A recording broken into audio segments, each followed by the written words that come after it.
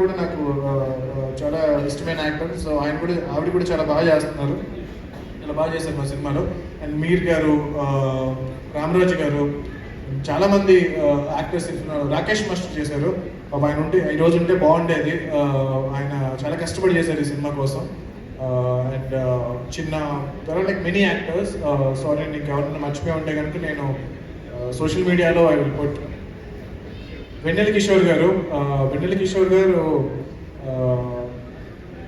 ఆయనకి ఒక లుక్ ఇచ్చాం మేము, ఫ్రెంచ్ బీడ్.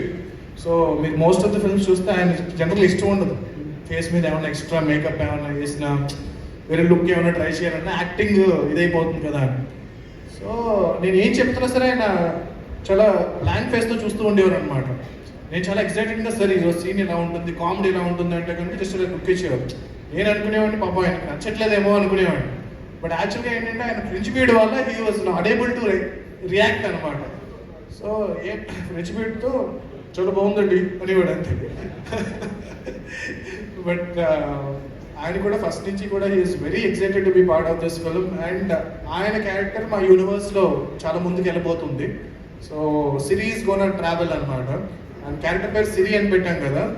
సో హాయ్ సిరి అన్నప్పుడల్లా సరే మేము వర్క్ చేస్తున్నప్పుడు మా ఫోన్స్లో సిరి ఓపెన్ అవుతూ ఉండేది. హాయ్ సిరి అన్నప్పుడల్లా మా ఫోన్లో స్టార్ట్ అవుతూ ఉండేది అనమాట.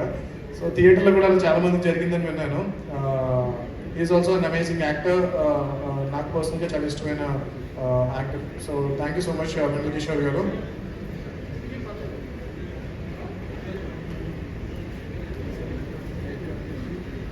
సో తర్వాత మా సినిమాలో మోస్ట్ ఎంటర్టైనింగ్ గా చేసిన యాక్టర్ మా మాస్ మహారాజా రవితేజ గారు. సో ఆయన 3 సంవత్సరాల క్రితం నాకు ఇచ్చిన మాట, నేను సినిమా స్టార్ట్ చేసే ముందు సరే ఒక సినిమా చేస్తాను, అందులో వాయిస్ ఓవర్ ఇవ్వాలి అని అంటే కనుక ఆయన ఓకే రాయిద్దామని అన్నారు.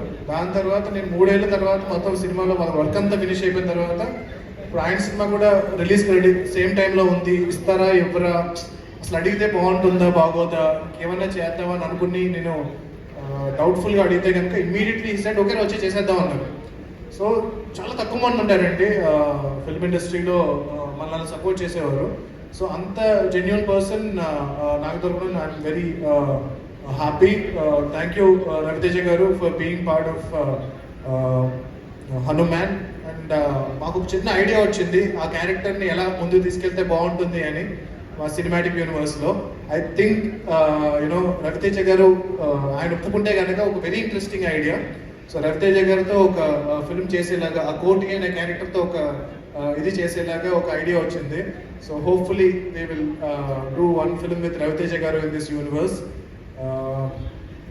యాక్టర్స్ పరంగా I think I covered most of them. Sorry if ఎవరైనా మర్చిపోయి ఉంటే కనుక నేను నా నెక్స్ట్ దాంట్లో మెన్షన్ చేస్తాను. తర్వాత మా శివేంద్ర గారు, ఆల్రెడీ కలికి మేము కలిసి వర్క్ చేసాము. It is